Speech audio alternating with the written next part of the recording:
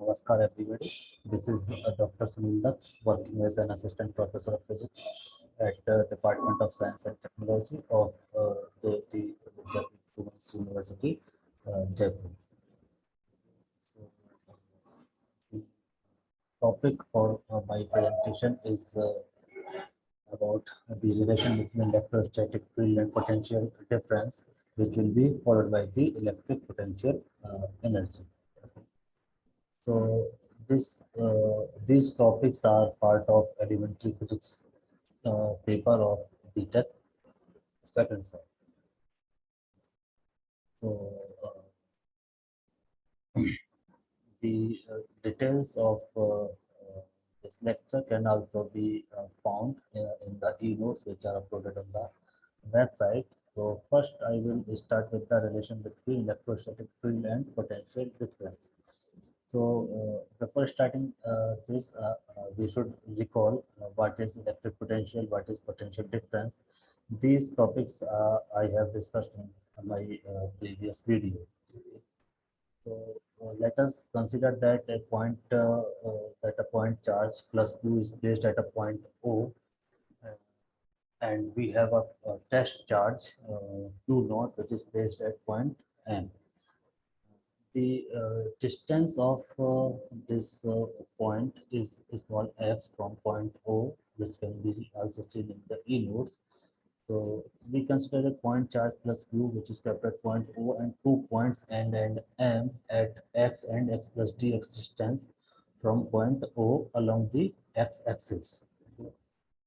So electric force acting on a test charge Q naught, which is placed at point M, will be given by if we call this electric force as capital F, and if the electric field at that place is capital E, then we can write F is equal to Q naught E. So this amount of force will be experienced by the positive test charge.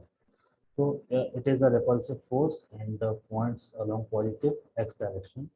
So now the work done in moving the point test charge Q naught from point M to point N, that will be equal to dW, which can be given as vector F dot vector dx.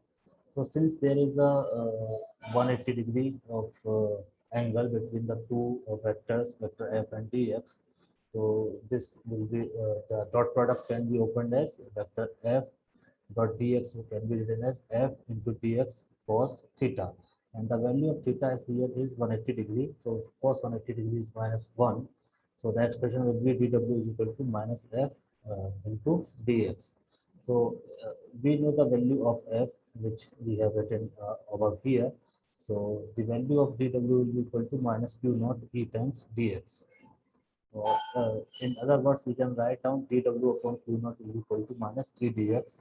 And from the definition of potential difference, the amount of work done for per unit charge is known as the electric potential. So the value of dw upon Q naught can be replaced by the small potential, that is dV. So here dV will be equal to minus E times dx. Okay? Or the electric field E can be written as minus dV upon dx. So here this slope dV upon dx is called the potential gradient, and the negative sign shows that the potential decreases in the direction of electric field. That is, the electric field points in the direction of decreasing potential. So the electric field lines will go from higher potential towards the lower potential. So from our relation, we find the unit of electric field, that is volt per meter. So after this expression, we can also give the definition of electric potential energy. So the electric potential energy is defined as the amount of work done by the external force in bringing the charge from infinity to that point. We denote electric potential energy by a symbol capital U. So we can write U is equal to 1 upon 4 pi epsilon naught Q1 Q2 upon R12. And the SI unit of electric potential energy is Joule, or you can also write down this in terms of electron volt. So from the above relation, we can also give the definition of electron volt. So an electron volt is defined as the energy required by an electron when it is accelerated from rest, okay, through a potential difference of 1 volt. So since we know that W is equal to Q into V, so 1 electron volt will be equal to 1.6 into 10 to the power minus 1, and the value of potential is 1. So 1 electron volt is simply equal to 1.6 into 10 to the power minus 19 joule. Moving further in this video, we cover the expression for Poisson's equation, which is next topic in the syllabus. So the Poisson's equation relates the electric potential to the charge density, or you can say that del square V is equal to minus rho V upon epsilon, where V is electric potential at a point, rho V is volume charge density, and epsilon is the dielectric constant.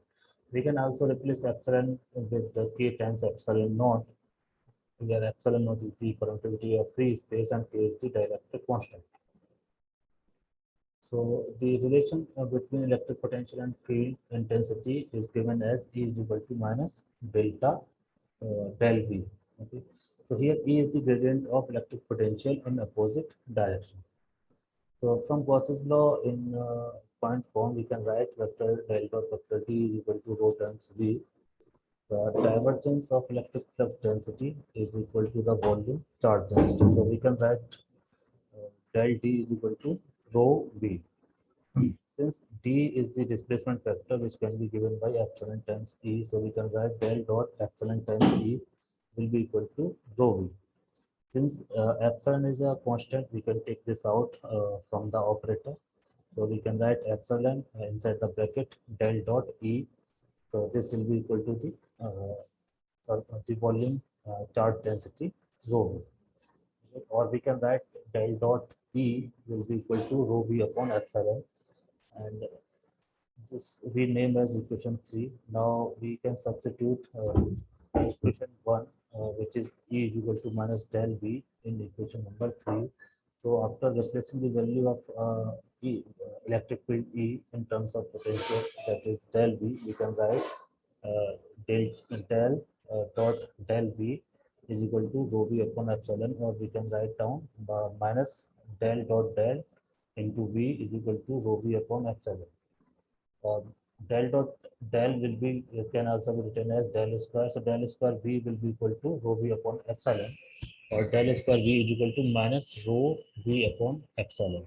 So this relation is called as the Poisson's equation. So the double differential of the potential is equal to the negative of the volume charge density divided by the permittivity of the medium. So, as you are aware that this del square is basically a double differential operator, and in Cartesian coordinate system x, y, z, this operator del 2v can be written as del 2 upon del x square into v plus del 2 upon del y square into v plus del 2 upon del z square into v, and this will be equal to minus rho v upon epsilon. In cylindrical coordinate system, rho, phi, and z, del 2v can be written as 1 upon rho, del upon del rho, rho times del v upon del rho, plus 1 upon rho square, del 2v upon del phi square, plus del 2v upon del z square, and this will be equal to minus rho times v upon minus rho v upon epsilon.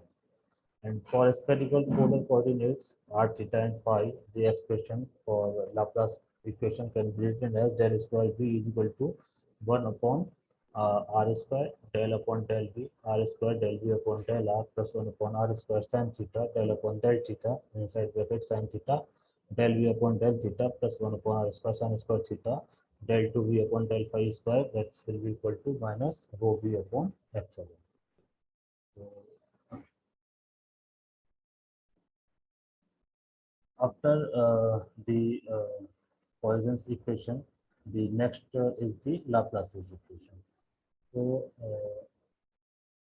we can also discuss this over here. So Laplace equation gives us that if an enclosed surface does not have any volume charge rho v, then the Poisson's equation becomes del square v is equal to 0, since rho v is equal to 0.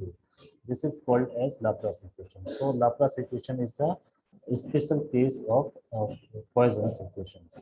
So del square, which is known as the Laplace operator, the solution of Laplace's equation are the harmonic function, and the harmonic functions are important in partial differential equation theory, physics, and engineering field, also covering the boundary conditions.